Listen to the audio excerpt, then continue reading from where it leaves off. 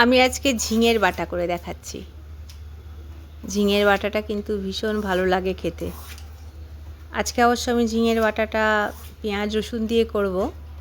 আর কেউ যদি পেঁয়াজ রসুন না দিতে চান তাহলে কালো জিরে, ধনেপাতা কিংবা পোস্ত সব দিয়েই ঝিঙে বাটা ভালো লাগে। এখন তো বাজারে খুব কচি কচি ঝিঙে পাওয়া যাচ্ছে, এগুলো দিয়ে বাটা ভালো লাগবে। ঝিঙেটাকে আমি ধুয়ে নিয়েছিলাম, তারপর এটা ছাড়িয়ে আমি পিস পিস করে নেব। এরকম করে অর্ধেকটা করে পিস করে নেব।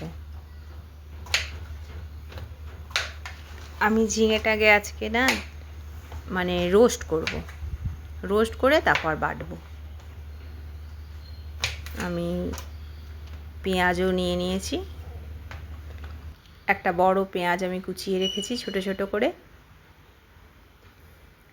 ফ্রাইং প্যানে এবার আমি ঝিঙেটা আর 4টে কাঁচা লঙ্কা আর 5-6 কোয়া রসুন দিয়ে এরকম করে ধীরে ধীরে রোস্ট করে নেব।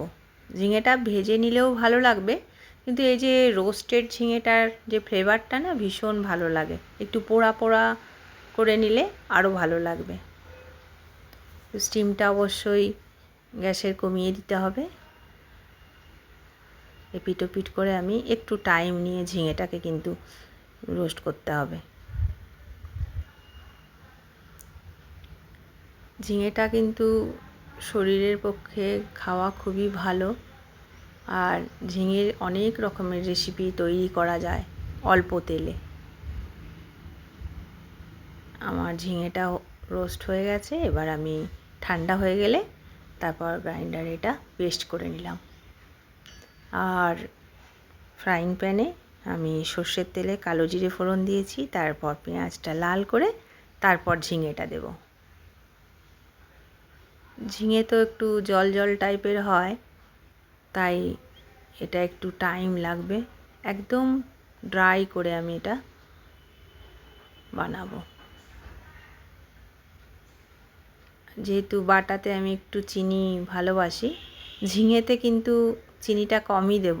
ঝিঙেতে একটু মিষ্টি মিষ্টি হয়। আর হ্যাঁ, যখন ঝিঙেটা কাটবেন না তখন একবার দেখে নেবেন, ঝিঙে অনেক সময় কিন্তু তেতো হয়। তেতো ঝিঙে পুরো রেসিপিটাকেই খারাপ করে দেয়। আমার ঝিঙেটা একটু মিষ্টি মিষ্টিই ছিল। একটু টাইম লাগবে, কিন্তু এই বাটাটা ভীষণ ভালো লাগবে ভাতের সাথে খেতে। একবার আমার রেসিপিটা দেখে বানাবেন, খুব ভালো লাগবে খেতে। যদি ধনেপাতা থাকে তাহলে ভাজা ভাজা হয়ে গেলে একটু উপর থেকে ধনেপাতা দেবেন, আরও ভালো লাগবে। আমার রেসিপিটা রেডি। ভাতের সাথে এই রেসিপিটা ভীষণ ভালো লাগে।